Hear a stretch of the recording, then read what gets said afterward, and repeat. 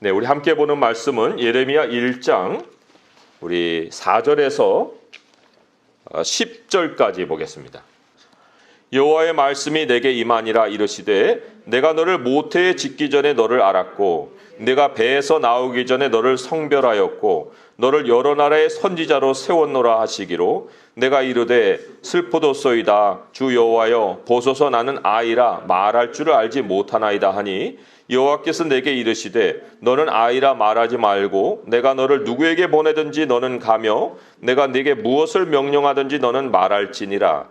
너는 그들 때문에 두려워하지 말라. 내가 너와 함께하여 너를 구원하리라. 나 여호와의 말이니라 하시고 여호와께서 그의 손을 내밀어 내 입에 대시며 여호와께서 내게 이르시되 보라 내가 내 말을 내 입에 두었노라. 보라 내가 오늘 너를 여러 나라와 여러 왕국 위에 세워 네가 그것들을 뽑고 파괴하며 파멸하고 넘어뜨리며 건설하고 심게 하였느니라 하시니라. 아멘. 내 자신에게 한번 물어보세요. 나는 예수 그리스도를 만났는가? 아니, 수도 없이 예수님을 고백했는데 무슨 말입니까? 수도 없이 예수님을 체험했는데 그게 무슨 의미예요? 하나 예를 들어 드릴게요. 코바디스라는 영화가 있습니다. 결론적으로는 네로의 이제 박해가 시작이 되고 그리고는 박해를 피해서 베드로가 로마를 빠져나옵니다. 거기에서 그리스도를 만납니다. 주여 어디로 가시나이까? 그게 코바디스예요. 코바디스 하니까 다시 십자가를 지려고 로마로 돌아간다. 그 얘기를 듣고 베드로가 정신이 번쩍 나서 다시 로마로 돌아가서 순교를 합니다. 그때 베드로가 떠올렸을 말씀이 아마 이거였을 거예요. 요한복음 21장 18절인데 내가 진실로 진실로 내게 이르노니 내가 젊어서는 스스로 띠띠고 원하는 곳으로 다녔거니와 늙어서는 내 팔을 벌리리니 남이 내게 띠띠우고 원하지 않은 곳으로 데려가리라. 베드로에게 물어봅니다. 똑같은 질문이에요. 당신은 예수님을 만났소? 그러면 베드로는 어떤 예수님을 떠올렸을까요? 자기가 젊었을 때 한창 청년의 나이에 어부로 일하고 있을 때 자기를 찾아와 만나주신 그 예수님을 떠올렸을까요? 아니면 예수님을 3번이나 부인하고 갈릴리 호수에 가서 이제 다시 고기 잡을 때 나타나셨던 그 예수님을 떠올렸을까요? 아니면 이 로마를 벗어나서 사도가 됐는데 로마의 박해를 벗어나서 떠나오는 자기를 만나주신 그 예수님을 떠올렸을까요? 일상에서 우리도 수도 없이 예수님을 만납니다. 정말 우리가 수도 없는 그 만남을 통해서 나는 예수님을 잘 알고 있다고 아마 생각을 할 겁니다. 그런데 이 베드로처럼 정말 기억에 남는 예수님과의 만남, 그거는 어느 순간이었을까? 그것을 가만히 이렇게 들여다보면은 하나님의 소명의 현장, 하나님이 나를 부르시는 그 현장, 거기에서 우리는 깊은 예수님과의 만남을 가졌어요. 그것을 우리는 가장 먼저 떠올릴 것입니다. 근데 이 부르심이 이 코바디스 했던 베드로를 통해서 보게 되면 한 번이 아닙니다. 과거의 어떤 사건을 통해서 지나간 사건이 아닙니다. 내가 현재에도 하나님의 부르심의 소리를 들을 수가 있습니다. 자, 그리스도의 부르심 앞에 우리가 진지하게 설 때에 내 삶이 어떤 의미냐? 나는 무슨 목적을 가지고 지금 살고 있는가? 이런 거를 새삼 또 돌이키고 깨닫고 방향을 맞출 수가 있습니다. 오늘 이 예레미야 말씀이 하나님이 부르시는 이 현장을 우리에게 보여주고 있습니다. 많은 부르심의 현장이 성경에 있습니다. 여러 인물들을 우리에게 소개해주고 있는데 그 많은 모델들 중에 오늘 이 예레미야의 부르심은 표준 매뉴얼도 같아요. 아주 기준이 되는 그러한 부르심을 우리에게 가르쳐 보여주고 있습니다. 자, 우리가 부르심을 생각해 보면은 3가지 정도 질문을 우리가 던질 수 있을 거예요. 부르심은 어떻게 임하는가? 또 부르심은 어떻게 따르는 수 있는 것인가? 그리고 부르심은 어떻게 이루는 것인가? 이런 것들을 우리가 이 하나님의 부르심 속에서 확인을 할 수가 있어야 되는데 거기에 대한 아주 표준적인 것을 예레미야가 우리에게 가르치고 있다는 겁니다. 자, 첫 번째로는 부르심은 어떻게 임하는 것인가? 굉장히 궁금하죠? 자, 4절에 보면은 여호와의 말씀이 내게 임하니라. 이렇게 나옵니다. 여호와의 말씀, 그것이 임하였다. 부르심은 말씀으로 임합니다. 자, 이렇게 말씀을 드리면 어떤 사람은 이 말이 매우 모호합니다. 또 신비하게 들리기도 합니다. 말씀이 임하였어요? 그러면 귀로 들렸습니까? 아니면 꿈으로 보았습니까? 어떤 성경의 특정 구절이 제 눈에는 띈 적이 없는데요. 그러면 예레미야는 그렇다 치지만 나는 말씀이 임한 경험도 없으면 부르심이 없는 거였습니까? 이렇게 이제 질문을 던질 수 있겠죠. 어떤 이 성경 그 간증집, 성경은 아니고 간증집을 읽어보면은 그 간증을 쓴 저자가 매우 신비로운 얘기를 많이 써놔요. 그 신비 중에 신비가 뭐냐면 자기가 하나님과 대화를 했다는 거예요. 그런데 너 왜 나를 미워하니? 그래서 하나님, 저 하나님 미워한 적이 없는데요. 이런 대화가 이제 그 책 속에 써 있습니다. 나가 여기 있다. 그 길로 갈 길이 아니야. 그거 선택하면 안 돼. 그래요, 하나님? 아니, 도대체 그런 음성을 어떻게 듣는 거예요? 생생히 하나님이 그렇게 얘기한 거를 자기가 들었다는 거예요? 아니면 그렇게 느꼈다는 거예요? 근데 책에는 그런 설명은 없고 하나님이 자기가 찾아와서 그렇게 얘기를 해줬다는 거예요. 자기는 그렇게 응답을 했고. 매우 신비하죠? 나에게는 그런 일이 일생에 한 번이나 있을까 말까 한데 그 사람은 그 간증집 내내 그런 얘기를 쓰고 있으니 어떻게 그런 일이 있을 수 있지? 이게 이제 궁금해집니다. 근데 이 말씀, 여호와의 말씀이 임하니라 하는 거에 깊은 뜻을 우리는 알고 있어야 됩니다. 말씀이 다바르라는 뜻이에요. 다바르. 히브리어로 다바르인데 그게 말씀이라는 뜻이 있고요. 또 일이라는 뜻이 있어요. work. 일이라는 뜻만 있는 것이 아니고 사건이라는 뜻이 있습니다. event. 또 thing. 어떤 물건이라는 뜻도 있어요.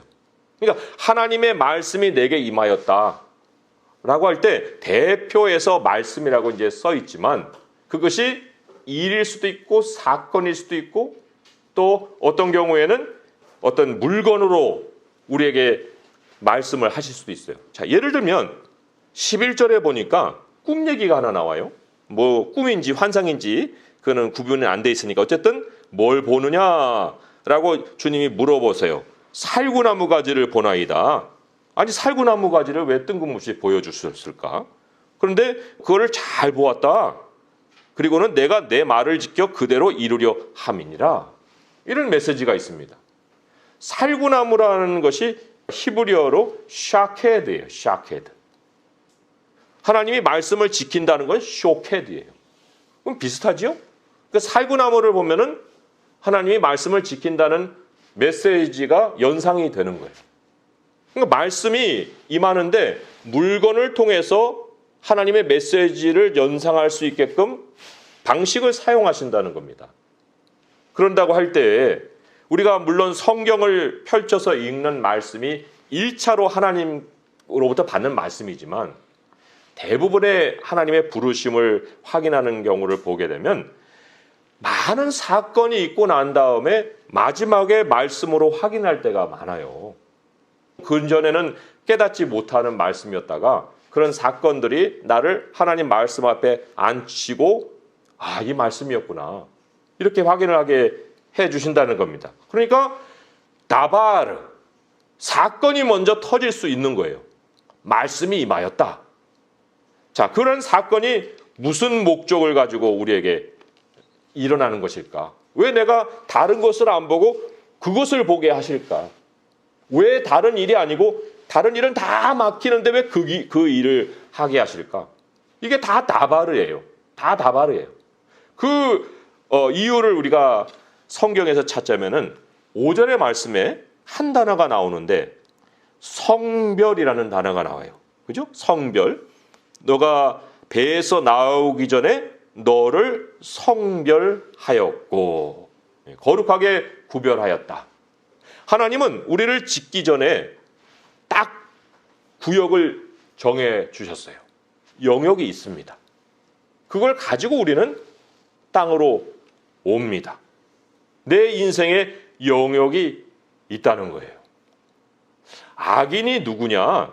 성별이 없는 사람들이에요. 거룩한 구별이 없는 사람들. 그래서 하나님은 그들의 상실한 마음대로 내버려 두신다고 얘기하십니다. 마음대로 할 수 있게끔. 왜냐하면 방책이 없어요. 하나님을 보여줘도, 하나님의 영광을 그들 앞에 나타내도, 하나님을 오히려 짐승의 우상으로 바꾸지 하나님을 섬기지 않아요.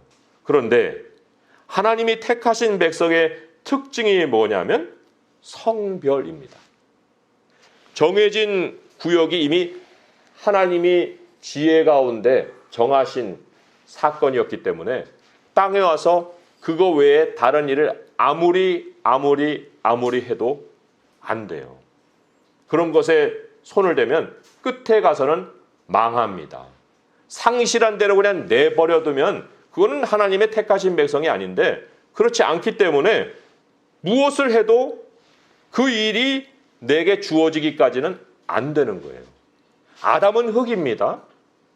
그런데 하나님의 백성은 감추어진 보화예요. 밭에 감추어진 보화. 자, 그 보화를 캐내기까지는 똑같은 흙입니다. 뭐 물이 젖으면 다 진흙에 다 섞여 있습니다. 그런데 우리는 진흙탕에서 살아가는 인생이 아니라는 거예요. 섞일 수가 없습니다. 언제까지요? 그것을 발견할 때까지. 발견할 때까지는 흙이에요. 그러나 발견하고 난 다음에는 감추어진 보배였다는 겁니다. 어떤 사람은 그거를 열심히 찾아갑니다. 내가 하나님께 받은 소명이 뭘까? 궁금해합니다. 그런데 어떤 사람은 방치해버려요. 나는 흙이니 흙으로 살지. 그런데 그 방치하는 사람에게 하나님이 특별하게 자꾸만 일으키는 것이 뭐냐면 나바르라는 거예요. 나바르. 사건이 임하는 거예요. 물론 적극적으로 찾는 사람에게도 하나님이 야, 이게 너의 보배야 라고 알려주실 수 있는 사건을 벌이시지만, 특별히 그걸 깨닫지 못하고 찾으려고도 하지 않는 사람에게는 그런 사건이 나에게 임하여서 결국은 내가 구별된 백성이라는 것을 깨닫게 해주신다는 겁니다. 그리스도인이 구별되는 것은 세상에서 고립되는 게 아니에요. 그때부터 진짜 나의 생이 시작을 하는 겁니다. 야, 내가 이렇게 목적을 가지고 온 인생이었구나. 그런데 참 사람이 어리석고 완악한 것이 그런 성별을 처음부터 이렇게 순수하게 못 받아요. 하나님의 부르심이라는 것이 어느 정도 이렇게 감지가 되고 깨달아지는데 그 순수하게 못 받는다는 겁니다. 왜 그럴까요? 오늘 6절에 보니까 내가 이르되 슬프도소이다. 여기 뭐 슬프도소이다 이렇게 번역이 됐지만 이거는 의성어입니다. 아하.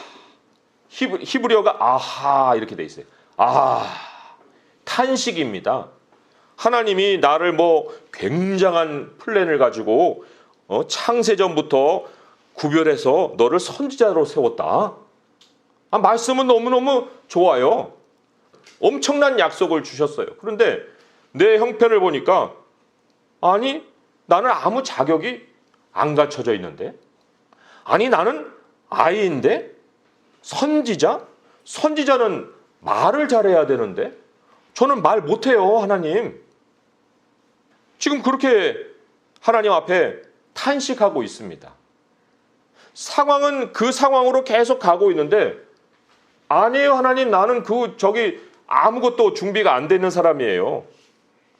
뭐 하나님이 예를 들어서 그 사람에게 작가라는 목적을 가지고 있다고 생각해 보세요. 하나님, 나 글 못 써요. 무슨 작가요? 그건 남의 얘기죠. 또 군인이라고 생각해 봐요. 아니 내가 지금 달리기도 못하고 100m가 지금 16초인데 무슨 군인을 하라고 하십니까? 나하고 안 맞는 거예요. 뭐 그것만이에요? 야, 너 사업을 해봐라. 무슨 경영학도 전공 안 했는데 제가 사업을 합니까?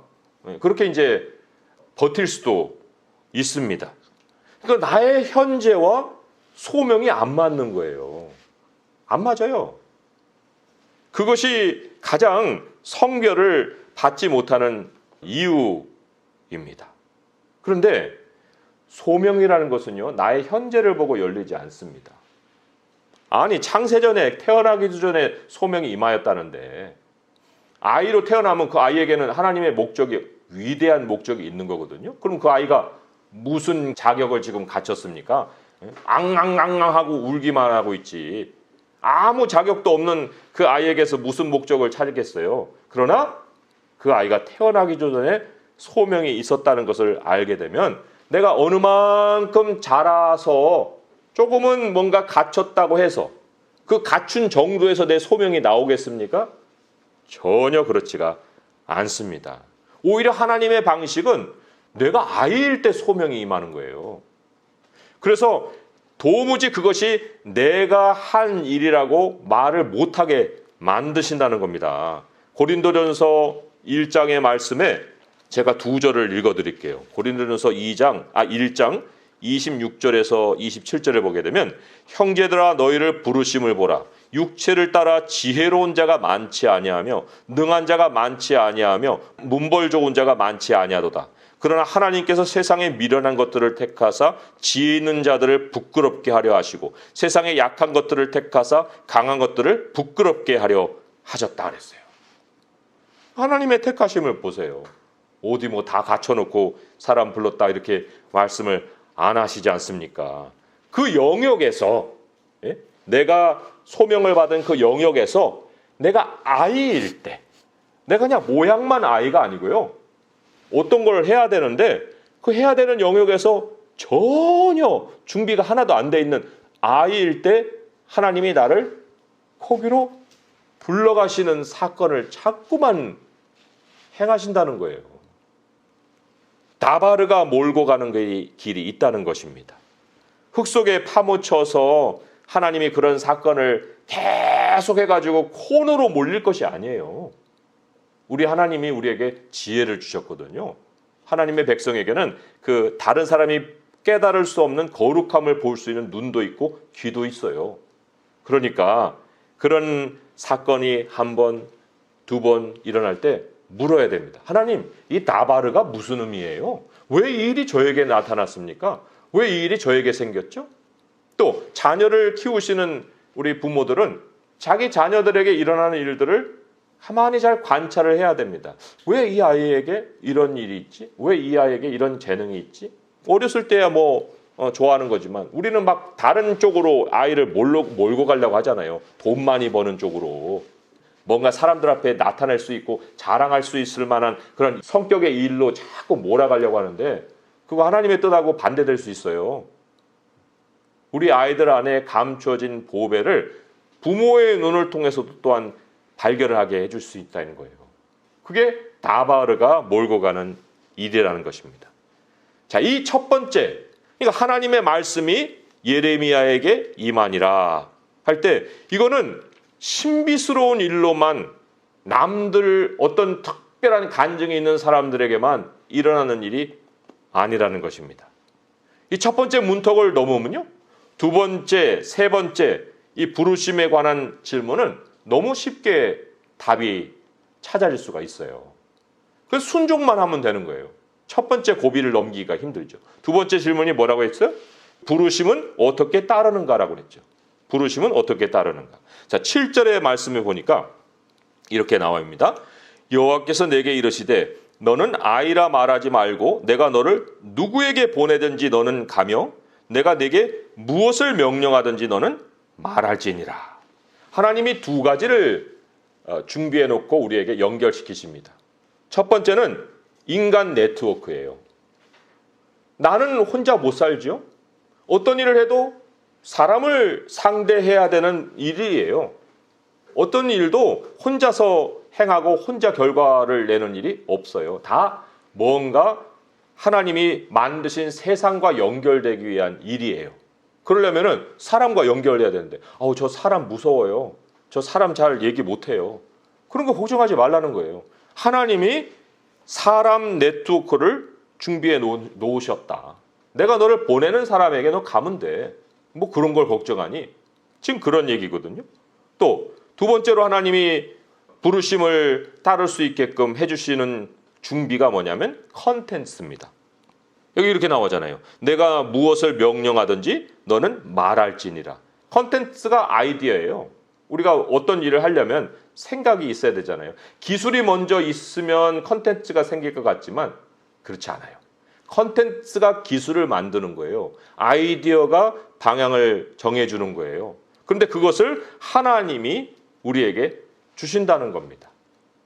성별이라고 하는 구역을 제대로 발견한 사람에게 주신다는 겁니다. 그러니까 우리가 세상 용어에 속지 말아야 되는 거예요. 세상은 뭐 마케팅이니 무슨 뭐 제품 개발이니 뭐 이런 걸 가지고 자꾸만 생각을 떠올리려고만 하잖아요. 하나님이 시작 안 하시면 못해요. 무슨 마케팅, 무슨 제품 개발 그런 게 어디 있어요. 사람하고 연결시켜줘야 그것도 마케팅이고 하나님이 아이디를 주셔야 거기서 제품이 개발이 되는 거지. 그것도 없는 하나님께 그런 것도 받지도 않은 사람이 뭘 그렇게 뛰어다닌다고 결과를 얻을 수 있겠습니까?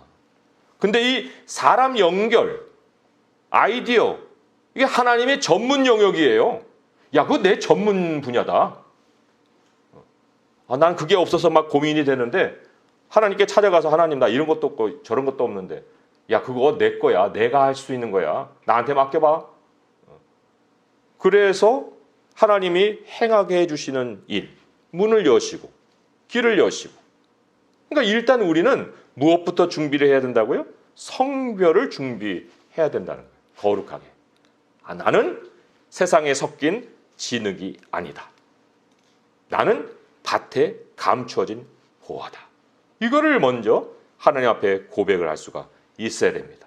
자, 그럼 이제 하나님이 부르심을 따를 수 있도록 사람도 연결해 주시고 컨텐츠도 주신다고 하는데 자, 그러면 이제 이루어야 되잖아요. 부르심을 실천해야 되잖아요. 깨닫기도 하고 준비도 다 되는데 한 발을 어떻게 뛰는지를 모르면 그거 어떻게 우리가 하겠습니까? 그러니까 세 번째 질문은 부르심을 어떻게 이루는 것인가? 이루어야 됩니다.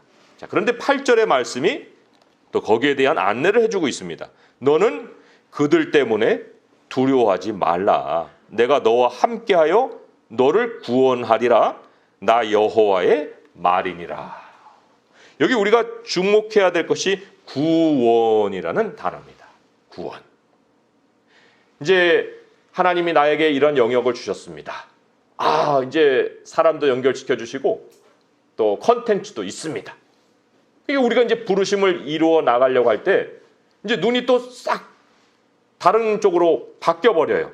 그래서 사업을 번창시키고 영업 이익을 더 많이 내고 연봉 협상에서 더 많은 연봉을 얻고 뭐 이런 것이 보여야 부르심을 이루어 간다고 생각을 할 때가 있습니다. 그런 것은 우리보다 앞설 수가 없어요. 그건 나중에 따라오는 것이긴 하되 그걸 가지고 내가 부르심을 이루고 있다고 절대로 생각할 수가 없습니다. 사업이 망하면 그럼 부르심을 중간에 그만둔 거예요? 아닙니다. 내 방식대로 하면 망하게 돼 있어요. 하나님이 성별한 구역이라도. 부르심 안에 부르심을 이루는 그 일에 구원이 왜 있어야 되느냐. 그거는 여기에 그들 때문이라고 얘기합니다. 그들 때문.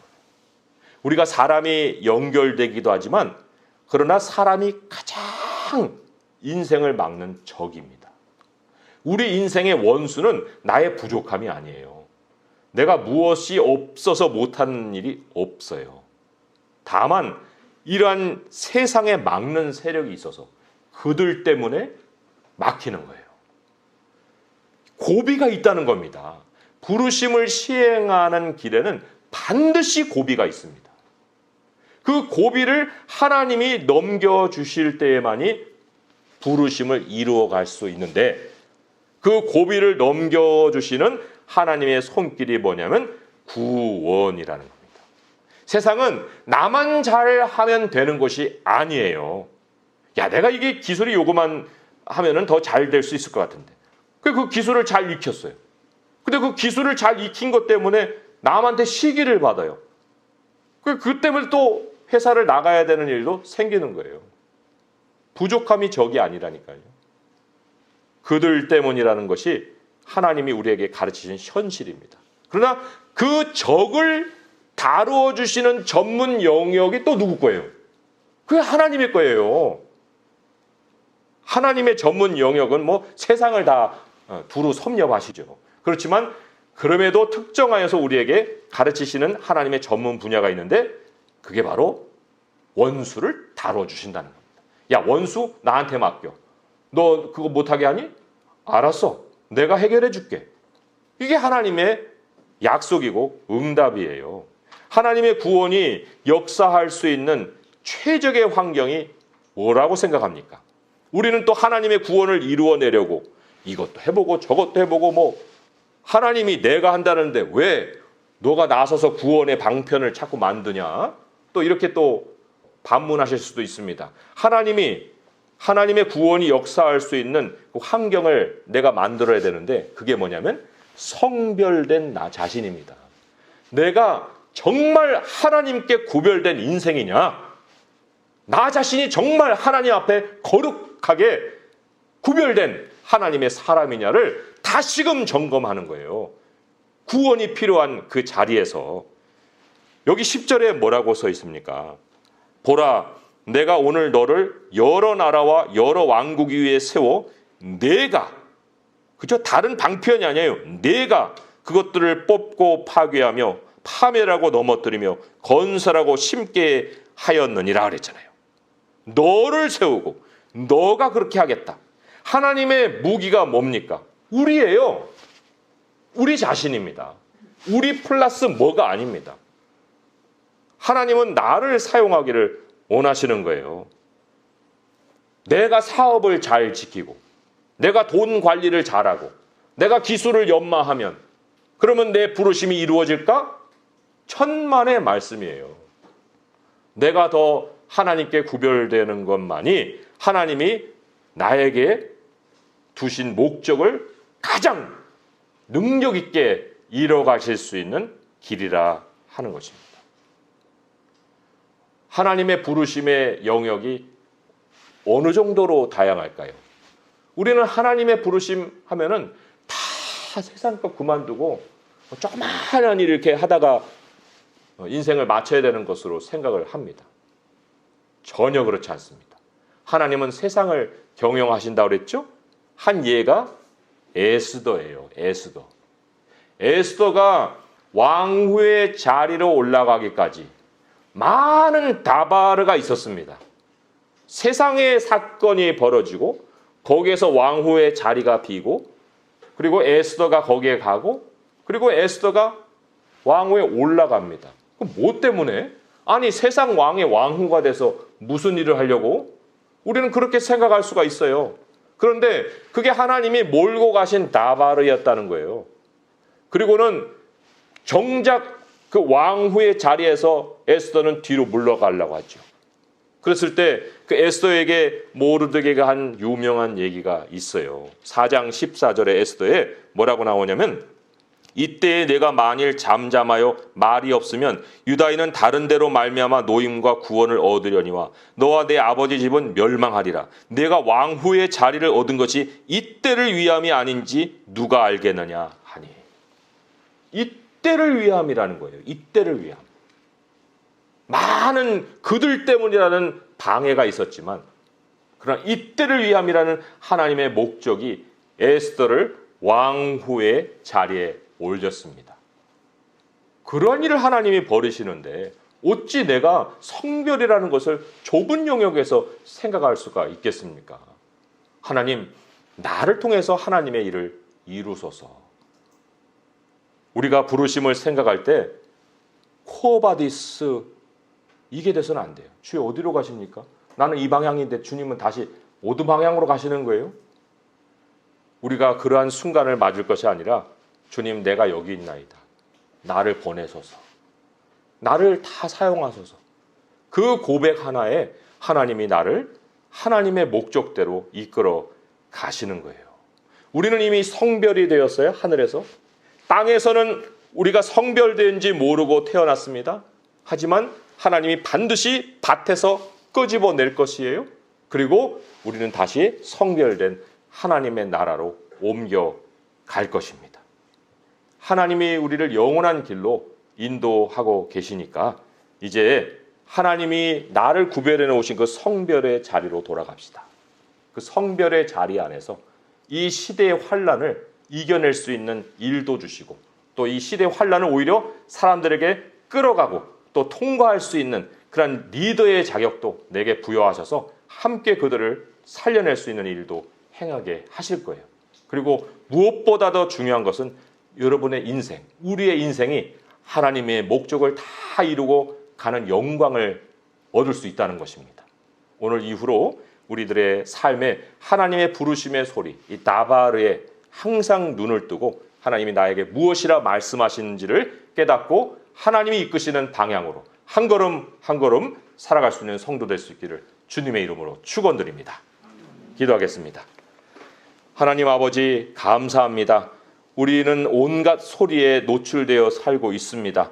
하지만 우리 하나님도 그러한 사건과 일과 심지어 물건을 통해서까지도 하나님의 목소리를 우리에게 들려주고 계십니다. 우리가 성경을 펼쳐 그 안에서 하나님의 목소리를 듣는 것이 가장 바람직한 것이오나 그러나 하나님은 모든 환경을 통해서도 아버지의 소리를 들려줄 수 있습니다. 아버지 하나님이 우리를 하늘에서 오기 전에 성별하셨사오니 이 땅에서도 우리가 감추어진 보배로 밭에서 이제 발견되게 하시고 하나님의 목적대로 사용되게 하시고 우리 주의 백성들에게 유익이 되는 삶이 되게 하시고 영원한 영광의 나라로 하나님이 목적을 다 이루시고 우리를 데려가 주시옵소서. 오늘 이 시대의 모든 환난을 우리는 환난의 눈으로만 보지 않습니다.